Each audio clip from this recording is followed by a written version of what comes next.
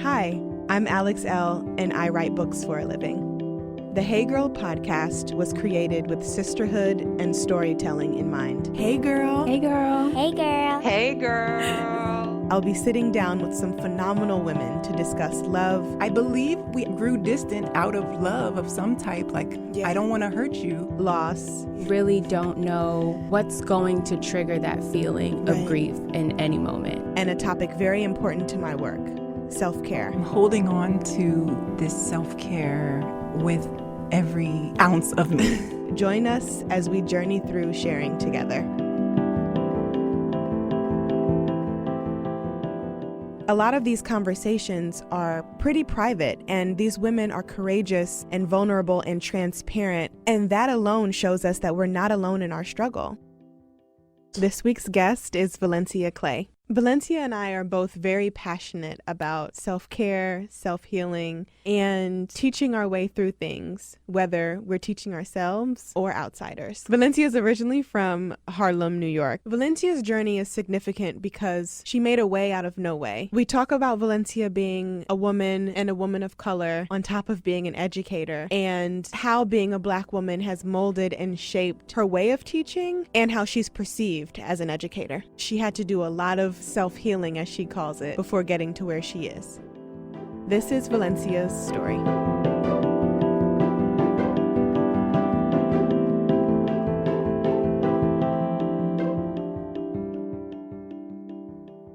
Hey girl. Hey girl. How are you? Good. How are you? I'm good. It's really nice to have you on the show, finally. I know.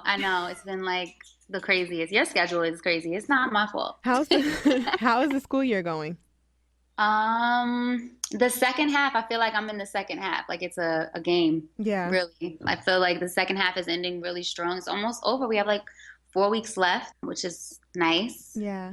Yeah. I'm excited to chat with you about your teaching and your teaching skills, and just how you are building this amazing relationship with your students. So for those people who may not be familiar with you, can you give us a little background on yourself? Sure. So I teach. This is about to be my 10th year in the classroom. I'm from Harlem. And I went to Morgan for undergrad, Morgan State University, which led me to Baltimore, where I've been teaching for so long. And I did a little stint of teaching back in Harlem for like a year and a half, but after everything that happened this school year, I'm back now in Baltimore, and I'm happy to be back.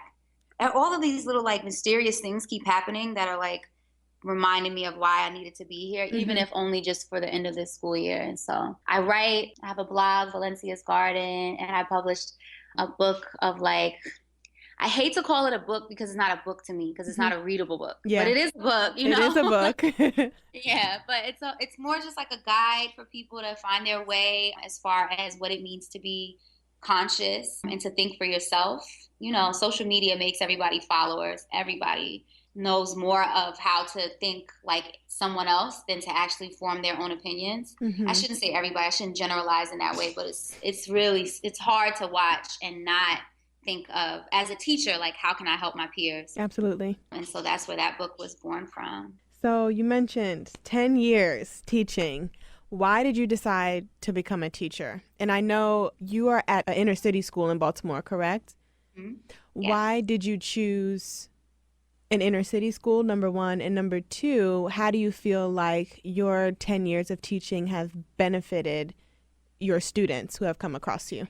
When I first graduated from Morgan, the beauty of that was that because I did, we have like this whole student teacher thing we have to do. And when you do it with Morgan, if you start in the city with coming straight out of Morgan, with that experience, it allowed you to start at a higher pay scale than the county. So at that point, I was like, okay, I'm just going to start in the city because it'll help me. And then the city also at that time was paying for 50% of your master's, whereas the county wasn't doing that. The benefits, everything was just better with the city. The schools that I was in, they weren't too much different. The kids were, the county school that I did my, because I did a county school student teaching thing, they were the same as my city school. because of the fact that at that time, this was like right after the projects in Baltimore had been torn down. And so a lot of families relocated to the county. So a lot of those county schools weren't stereotypical like PG County or Howard County schools. They were still real Baltimore City schools. So there wasn't much of a difference. But the city to me felt more like where I needed to be. And then, like I said, there were just so many more benefits as far as me being straight out of college. You know, my mom isn't there, my dad isn't there. I have to really like take care of myself. So I had to think, what's going to help me to get my master's? What's going to help me to make sure that I can eat every day? You know, and so I'm really glad that I chose the city though, because what a lot of people don't know is right before I started teaching, I couldn't pass the praxis. That's the teaching exam in Maryland that you have to take to be certified. Right. And so because I couldn't pass praxis, like I just graduated from undergrad and I was working in New York in Soho at like Best Buy and Junior's Cheesecake. And while I was at Best Buy, I got offered a job by one of the managers, like a producer from Hot 97 offered me a job. And I was like so excited about it. And then he called me back the day before the first day of school to come and start the job in New York. And I was like, no, I finally passed praxis. I found out today I'm staying in Baltimore to teach. And so at that point, it wasn't even about like benefits or, you know, it was literally, I had met my kids. I'd been with my kids from the summer for only a week and fell in love with them. And I'm like, I can't leave them now. Even though the first day of school hadn't even started yet. I passed my praxis and it was like, this is it. This is where I'm supposed to be. So, yeah. That's amazing. So you just knew that being an educator was what you were supposed to do. When I was little, like everyone always, you know, asked, what do you want to be when you grow up? I always said I wanted to be a teacher. People would play house. I'd be in the house playing school with my sister. And so it's always what I wanted to do, to the point where I think back to being in like 6th grade and watching my teachers and think things like, I can do that. Or like in high school or college, looking at teachers like, I could do that better. Like I was already thinking of different ways that I could teach their lessons to my peers. Wow. And I didn't know that that's what I was doing at the time, but I was. And so, yeah, I think this is the only thing that I was really created to do. And I mean, other things like I love creating, but I get such a natural high from creating for my students or for other teachers to use with their students. That's amazing. So you mentioned your mom wasn't around, your dad wasn't around. How was your upbringing and how were you able to kind of navigate life, not by yourself, but in a sense? How are you able to walk through life with your parents not being there? I mean, I was a victim for a long time. And I didn't know that word until I started to you know, on my whole like self-healing journey, which I really didn't even know about until like you and like Ayanla, like when it became sort of like in vogue is when I started to understand more of what self-healing was. But as a child, knowing that I was I was this victim, but I didn't know that that's what it was. You know, like, so my mom, she was on drugs, she's still on drugs. And my dad, he's the one that actually introduced her to crack. Wow. And it's so interesting because, you know, when she got pregnant, he basically said to her, like, well, I don't want a black baby. And she told me this when I was like 16. And your dad is crazy. And what's interesting is like he's Dominican. That's what I was just about to ask you. You're black. Like, what are you talking about? But, you know, this is why I feel like my healing, like it takes a while. Like I talked about earlier, right, how people are followers. And so, you know, I had that moment where my self-healing, I was trying to make it like yours or trying to make it like Ayanla's or like I was trying to do what everyone else was doing until I realized like my healing is through learning. And so once I started reading more, I read about colorism in Dominican Republic and how after Dominican Republic got their independence from, you know, when slavery was over there, they tried to whitewash the entire country of Dominican Republic. They literally tried to they pushed out everybody that was dark-skinned. Any Haitian had to go back to Haiti, and they flew in all of these white Europeans so that they could make Dominican Republic more white because they didn't want it to be black. And so my dad, even though I've never met him, I'm assuming that, because they tell me that he looked like a white Spanish, not like a black Dominican, but more like a I guess like the skin complexion of like a Spanish person. I don't want to be stereotypical, but like a, you know, like, I don't know. Anyway, right. So you know what I'm trying to say. Though. I know what you're trying to say. Without being so in a box. But he must have been like, his family was probably white Dominican and not Morena. And so he he thought that he was right in saying that. I know he knows he was wrong, but someone had to have planted that in his mind for him to say something like that to my mother. And so, but I did not understand that until I began my self-healing journey, until I began to read. Once I read that, I don't think I read that until I was like 27, 28. Wow. So you can imagine me my whole life just thinking my dad didn't want a black baby. And I was like, here, Dominican, what are you talking about? Not understanding until I finally read about Dominican Republic and was like, oh, this is why he didn't want me. And then it brings me to oppression. And now I'm like, okay, this is why we are so divided. Like, this is why most Dominicans don't consider themselves black, because in Dominican Republic, to be black meant to be Haitian. To be black wasn't, I'm like, to be negra is to be Haitian. Anything other than that, you're good. If you're morena, you're good. But if you are negra, that means you're Haitian, and DR and Haitians are not, they don't get along because of the history of how Haiti came and took over DR, and then they took over, like, it's just so much history. And so for me, I was like, all right, that's when I stopped being a victim. And I started to say, okay, this is bigger than me. These are structures that were actually put in place. But man, like, my grandmother was abusive, and so my sister, she was all over the place, and I really didn't have a support system. My mom, I can count the amount of times I saw her, from the time I was a baby to 18, on one hand. Like, she was never around. She only came to maybe 1 or 2 graduations, 1 birthday party, and she had us twice at her house. That was literally my childhood with my mom. And so I felt alone. I hated everything. Like, I didn't feel good enough. I wasn't worthy of being loved, until I realized, oh my God, they put crack in the communities. Oh my God, the war on drugs. Like, when I started to learn, it was like, this has nothing to do with my mother. My mom is bipolar. She doesn't even know what mental illness is. We as a community don't even know what it is to deal with someone who has postpartum after they have their baby. Like, when she had me, she was on crack. She lost everything. She had this baby father who didn't even want the child. So of course she's depressed, but no one talks about depression. And so, like, they see her crying. Like, they literally tell me stories about how she was crying every day for months after she had me, until finally they called the hospital and said, she won't stop crying.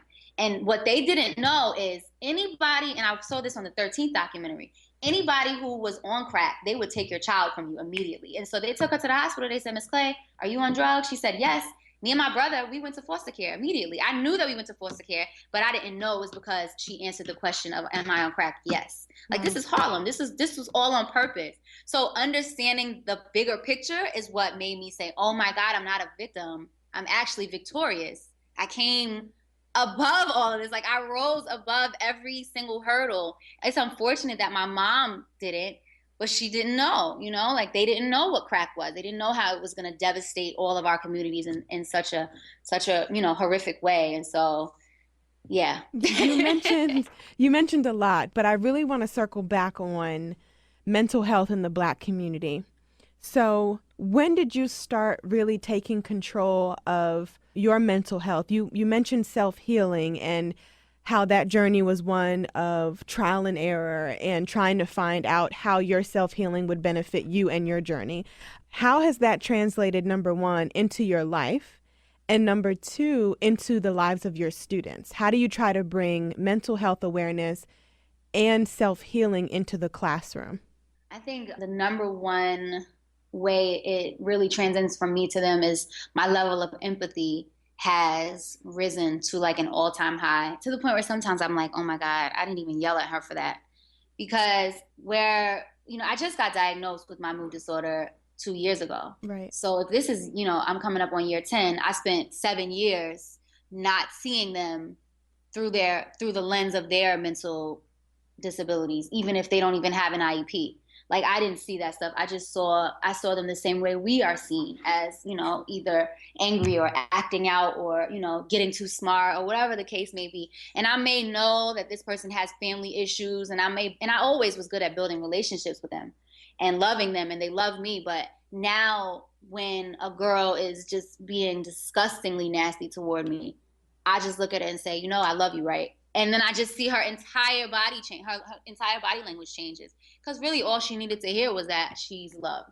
Whereas before I may have like yelled at her, kicked her out, or shamed her in front of the rest of the class.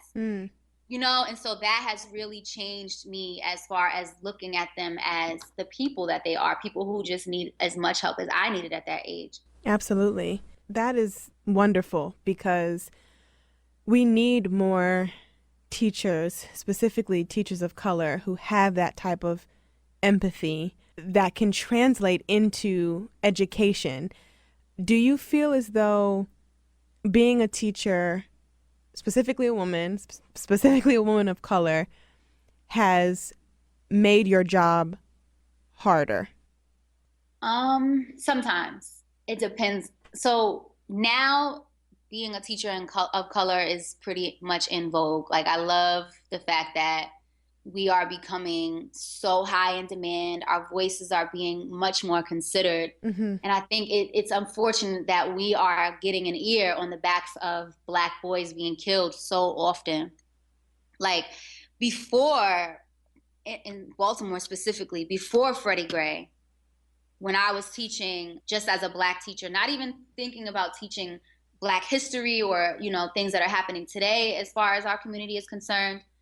When I was teaching before, I felt like a token. I felt like, you know, people only came to me when they needed a Black ear or wanted me to teach Black history without labeling it Black history, you know. And so it was hard then because I just felt isolated. And I also felt like if I wanted to be respected, then I would need to prove myself in almost a Eurocentric way. And so that was a task because that's not me. Like, I'm so not that. And so for me, it was like this inner battle and I couldn't do it. Not that I'm not good at it, but it was just like inside my morals were like, this is not what your kids need. Like, your kids need it to be this way. And so I feel like I kind of was more of like a trailblazer in doing what the kids need versus what we are told to do. And now I'm looked at as an expert in what do the kids need. But if I hadn't inside been the one to say, this hurts for me to be told I'm doing too much Black stuff or to be told that I may not know enough. It hurts, but I'm going to do what I need to do for these kids anyway. If I had not put the kids first, I wouldn't have the expertise that I have. And so I'm just grateful that I had enough, I guess, gumption to push forward. So you mentioned teaching too much quote unquote Black stuff. You would get those types of concerns and comments from the workplace? Oh yeah. And even parents, you know, like I had a white parent say to his son, you know, well, she teaches that stuff because that's all she knows. And so I was like, what? And that really made me say, okay, I'm not going to teach this anymore because I got to prove to them that I know more. And then I hated it. Like, first of all, I was bored. And not because it's not fun to teach anything outside of that, but the kids want to read what they relate to. And the thing is, you can teach Shakespeare. You can really literally use anything with Black stuff. That's mirrors and windows. But it took me knowing about mirrors and windows to get that. You can't just cut off who you are. And I mean, that literally, that advice fits into every sector of life because people who don't understand something are always going to go against it or say something really, really, you know, offensive about it. Yeah. And if you don't know yourself, then you're going to listen to them and feed into that. And so it took me a long time to be like, you know what? I know that I know way more than what they're telling me I know. But I know more importantly that my kids need to know this so-called Black stuff. But the truth is, like, today we had this really racy conversation, and one of the questions that was in we had like these anonymous questions, and one of my questions word for word was, do you think you teach too much Black stuff? That literally was in there. And the same old question coming up again. And I said, yes, I do. Sometimes I really just want to talk about China, or, you know, sometimes I really just want to go and think about, you know, just anything other than Black culture. But I can't. When Black boys aren't being killed anymore, when my students who are 16 years old aren't being tried as adults, like I have a student that was arrested 2 days ago for attempted murder because he shot someone in the arm, and he's being tried as an adult at 16. But you have, you know, cops killing us well, not us, but people of our culture on camera and not going to jail at all. When this isn't happening anymore, then I won't have to teach so much Black stuff. But at this point, I can't have these kids going into the world not being aware, number one, that they are worthy. So yes, I'm going to teach about Africa and let them know that their ancestors were kings. Let them know why slavery even began, how it even began, who started what. Like, they need to know about everything. Because if you look at me as teaching so much Black stuff, that means it's not being taught anywhere else. So that means that I have to do it because who else is going to do it? Right. Right. Like, and to me, like, that's my protest. Like, I'm not going to stand outside on a line with a poster. The posters are being made in this room when I'm writing on the board. Like, that is my form of activism. And literally, I see the light bulbs on top of their heads when they're like having that same moment that I had when I realized my mom wasn't in my life because someone put this in our communities to make sure that we were destroyed in that way. Like, they need the same. This is Baltimore City. Like, heroin is so rampant. We see fiends every day outside of our school, and so they need to understand, why is my uncle in jail? Why is my father in jail? Like, this is their stories. Their stories are the same as mine. And so until the day when we don't have these stories anymore, I won't have to teach them, but I will. So. But until then. Exactly. And what the beauty is, though, like, now I'm doing Palestine, which I'm so excited to get to do the Middle East. But the kids are the ones like, oh my God, this is just like, they watched a video of these two boys that were killed last year who were 17 years old by Israeli police officers. The police officers at first said that the boys were charging them, but you can clearly see on the video they were walking, minding their business, and were shot by snipers long range on camera. And my kids are automatically like, oh my God, this is just like what's happening here. But at this point, I don't even have to do the talking about it. They're able to make the connections that oppression lives in not just Black communities, but any community of people that are of color that don't have the money or the power that other people have. I mean, I got to do what I got to do. They got to learn it. We got to do it. Man, you are a powerhouse, and I love it.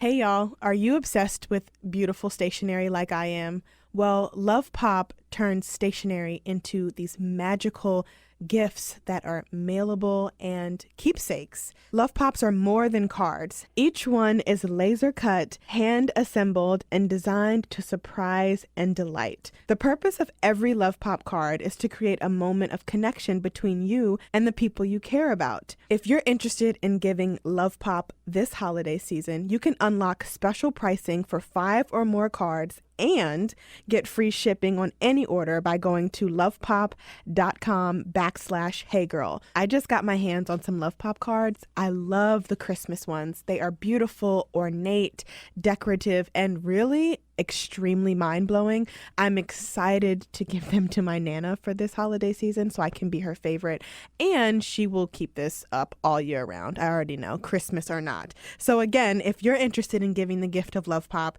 you can unlock special pricing for 5 or more cards and get free shipping on any order by going to lovepop.com/heygirl.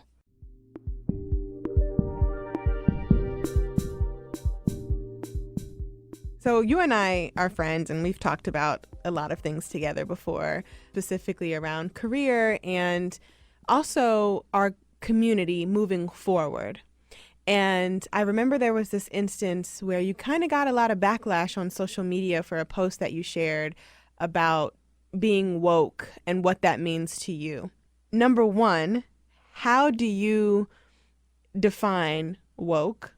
And number two, how does your wokeness translate into you being an educator? Girl, this is nice. So, that word now is so mainstream. Yeah, like, and Erykah Badu gets no credit. So it's just interesting to me. But to me, to be woke at this point is different than it was when I would have defined it maybe a few years ago. I think right now what I believe woke is to first know yourself. And when I say that, I mean know who you are, define yourself, and know about your culture, know where you come from, know why you are here, know how you got here, know what you stand for. Once you know enough about yourself, then you can go ahead and say, I'm woke. But I think a lot of people are mixing up woke with knowing about other people. For instance, white people saying stay woke, they're talking about staying woke in Black culture. That's not your woke. Like, I get it though. Like, you want to understand I'm happy that you want to understand and are open to it, but your woke is a little bit different than my woke. And I think even for us, like we have begun, and I shouldn't keep generalizing, but it's just easier. I'm being lazy. It's fine. We've begun to, to use woke as knowing about white privilege or calling out other people when they do things. And it's like, that isn't woke anymore. Woke is to be able to say, this is who I am and where I fit in all of this. And I'm not going to allow anyone to label me. I'm not going to fit into any specific boxes unless I want to. But I know enough to say that I want to. And I have a friend who has a PhD. He just got his PhD from Princeton. And we had this argument about, teaching children to be angry. And he's like, you got to teach them to be angry. And I'm like, why would I do that? He's like, because F the police, F, white people. He was really going in. And I'm like, you know what? You have a right to say that. But bigger than that, you can say that because you have a PhD. You have a master's degree in African American studies. You know enough to choose to say F the police. But these children don't know enough to choose. So if they're saying F the police, that's literally all they know. It's not that I hate the word, but when I see the word now, I really think about who's using it and how they're using it. I literally just think about, okay, to me, at the place where I am, woke means to know who you are, and then to know who your people are, and then to say, are these really my people, or have I been told that these are my people? Like, it's just a bigger, I'm at a higher level with it, but I also have to be mindful that everyone isn't there yet. Mm-hmm. And so I don't judge anyone who's yelling, stay woke, knowing that I'm looking at them like, but do you actually know? Like, I don't judge. This is why I teach, because now I have to use, my Instagram or my blog to say, this is actually what this means, or this is what colorism is. Or so instead of me, because a lot of educated people look down on people who just become, I want to say, bandwagon hoppers on looking at things to say, all right, well, this is cool now. Being Black is cool now. Being, Black power and pro-Black is so cool now, so we're going to do it. Or saying Black Lives Matters is the thing, And to me, it's like, I can see through it. I can see when someone doesn't really know, but that is why I have to do the work I do in the classroom and outside of the classroom. Like, I look at it as, once you know, it is your responsibility to teach others. Right. So... No, because people don't know what they don't know. Right. And that's why they say and do the things that they do. So on your social media post that got all that attention, what was causing all of the attention? People were angry because I was promoting solidarity. Mm-hmm. And so let's talk about that. Promoting solidarity in a time that is so tumultuous, which I feel like is brave of you, is big of you, is amazing of you. Why do you think people are so anti-solidarity right now? People are just awakening. So it's the stages of grief, right? When you first begin grieving, the first stage is anger. Well, I think it's denial and then anger, right? And so people are at that anger stage where I'm at an acceptance stage. And many people are at the acceptance stage. And to be accepting does not mean that you agree. Accepting means you understand and you figure out ways to move on. Mm-hmm. And so for me, I accept the fact that our world is racist in many sectors. I accept the fact that, people have power and they are abusing it. That doesn't mean I agree with it, but I accept it. And now I have to do the work of figuring out, how do we push forward? How do we push forward? But the people who were giving me backlash, they're not in acceptance yet. They're angry, and they have a very huge right to be. But what they were saying to me is, well, you were promoting young, angry, and Black. How can you be young, angry, and Black and then say, but I'm still angry at times. Like, the grieving process is not linear. There are times when I'm pissed, where I teach from pure anger, and those are probably my best lessons because I'm just shooting the kids with all of this knowledge. Like, no, you need to know this, this, and this because this is happening right now. But I can't live in that anger for too long, because there is no solution. That anger can fuel you. You can use it as gas, but you cannot ride on that forever. And that is why we won't move forward. And I truly, honestly believe, people want us to stay angry. People who are angry want us to stay angry. And people who are perpetuating racism and oppression want us to stay angry because they know that the truth is you won't push forward. You won't get past it if you're still looking at white people as they're all bad, or white cops as they're going to kill us, or, you know, if you stay in that place, you won't push forward. And so I mean, I didn't expect the backlash because I had been garnering so much love for so long. But you know, Maya Angelou says, don't pick it up, don't put it down. And so I was like, all right, it is what it is. I know what I got to do, and I'm just gonna cut these comments off and keep moving. But also, too, you opened up conversation, and you really did open up a place where I feel like your social media is a safe space. I feel like it's a place where people can go and get educated, and you're a leader. You are a leader. You're an educator. Our kids need you. We need your voice in this world. So you standing up for solidarity is something that I find very inspiring, specifically because young, angry, and Black can't always be young, angry, and Black. Do you know what I mean?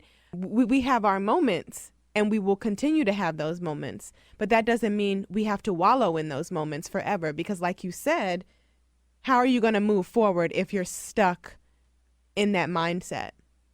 So with that being said, how are you teaching your students how to move on and move forward? Maybe not even necessarily in regards to being young and Black, but just being people in this world who often get the short end of the stick for many reasons, for socioeconomic reasons, for just all the different things that can just come along with being a human being. Aside from being Black, because we're going to carry that with us, right, forever, how are you teaching your students how to move on and move forward and be productive members of society? You know what's interesting is they are the ones that are teaching me that. Like, the beauty of children is that they are so carefree. And what's interesting with them is when I teach them something that makes them angry. We were reading Homegoing today, and there's a chapter we were reading about H, who I don't even want to tell your readers because everyone just needs to read Homegoing. It's like the best book ever. But anyway, we were reading the chapter about H, and I could see it in the kids' faces, the white kids and the Black kids' faces. They were angry, so mad about what was happening.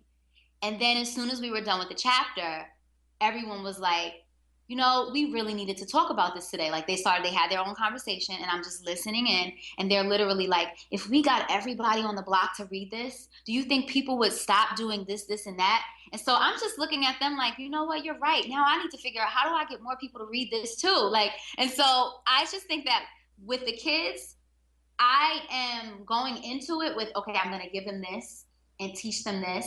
And if they feel this way, I will, you know, react in this way. But I am learning that they already have it. The trick is to tell them when they're doing it. And so when they were done with that entire conversation, I said to them, you guys know what you just did? And they're like, what? I'm like, you just came up with a solution to one of the world's biggest problems. So you have to, as the adults, have to be able to help them to identify when they're doing it, because they already are healers. Yeah. They just don't know it because no one is acknowledging it. And so for me, I just let them be themselves and acknowledge it every time it happens, even with their own issues. Like there are times when, you know, they're upset about their parents, or they're upset about their shoes, or someone jokes on someone else and it's really, really mean. But they'll have that moment where they come to, well, he said that because he really wants what I have. Or my mom isn't there because, like, this girl, she was crying because everybody made fun of her because her hair wasn't done. Like, crying for so long. Like, my hair isn't done and everybody's joking on me because I got this little ponytail, the cutest little girl ever. She said, but my mom can't afford to get my hair done right now. My dad isn't here. And I said, well, do you know what you just did? And she was like, what? I was like, you just made an adult, you know, decision that you're not going to be upset about your hair because you understand. So why are you going to let everybody else make you feel upset about it? And like, she literally started wiping her eyes. I was like, you do know that you understand what's going on in your life. You don't need other people to understand it. And so for her, it was a moment of, I already know who I am, but I don't know that I know who I am because nobody's validating that I know who I am. And so as the teacher, I just give them those little moments. And then I do what we needed. I told this little girl, I said, you need to go in the bathroom right now, wash your face. And before you do, you tell yourself, I love myself. I love my hair. You know, all of those things that we are doing now as adults that no one did with us. And I said, you better say it every day. So now I check in with her. Did you say it today? Did you say it today? She's like, yeah. And then one day I said, did you say it today? She was like, no, I'm in a good mood. I didn't say it today. I'm like, oh no, honey, you got to say it every day. Even when you're in a good mood, you have to say it every single day. Like you have to remind yourself. Don't just wait till you feel sad again. Use it every day. And so for me, it's literally those moments of I needed that when I was their age, but also those moments of let them work it out and then tell them how good they worked it out. That's wonderful. So as we wrap this up, it has been so awesome chatting with you. I am stoked to have you on the show. I know our listeners will be very excited to hear your point of view as a Black woman, as a Black educator. You are really just doing phenomenal work. So before we wrap up, I would love for you to give your top 3 self-healing tips that helped you navigate through your mental health, your teaching, and your personal life. Number 3 is to read and learn, right? And then number 2, I would say, is to breathe and meditate. And number 1 is to be intentional. Be intentional about everything you do, everything you say, every move you make. Those are the 3. Love it. I love it. Please tell us where we can find you on the internet for those of us who don't know. I am on the gram, Valencia_Valencia, because I'm a Gemini, there's 2 me's. And on Twitter, I am Valencia Smiles. My blog is valenciasgarden.com. Oh, your book, though, your book. Oh, yes, I have. See how I am with this book? I am so bad with my book because I just use it as a tool for the kids and then for other people. I really need to get better at remembering that I have a book. But it's called Soundless Cries Don't Lead to Healing. It's on Amazon and Barnes & Noble. It's in a lot of independent bookstores around the country. And I have a mini tour coming up for teachers only. But if people want to come and they're not a teacher, just DM me. We'll get you in. Thank you so much, sis. It was great talking to you. Yes, I love you. You know I love you so much. I love you. I'll talk to you soon. Okay, bye. Bye.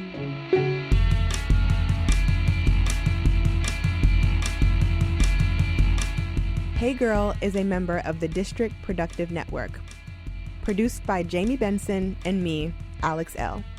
Music provided by DC's own Kokai.